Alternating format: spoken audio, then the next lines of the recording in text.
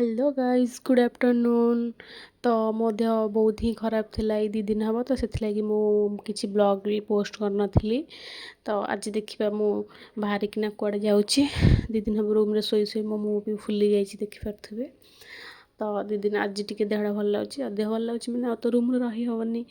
तो टी बुलवाई मु बाहर रेडी हो जाइए देन बाहरी जाइए कुआड़े जाऊँगी देखूँ आठी आसिकिना पहुँची भी जाइली खंडगिरी मेला।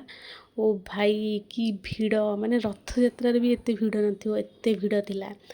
देन से तो कौ दुकान भी रहा भी बाट नाला तथापि ये आचार देखी 2टा आचार नहीं आसती।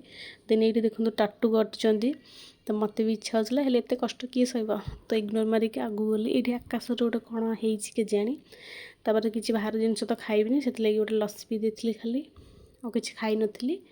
देन बुलाबुली करना मु रिटर्न करी देखूँ केते भिड़। तापर ये मो रूम को पलि आसती बाटर गोटे मक्का नहीं आसती खाली मक्का आणिकिना रूम रे खाई देती जेहेतु मो देह खराब हो बाहर जिनस किसी खाऊनी खाली मक्का खाई देती। देन मो रूममेट हरिका सब जाइए बुलाइपाई मु अधारू पलि आसती जेहेतु मो देह भल लगे।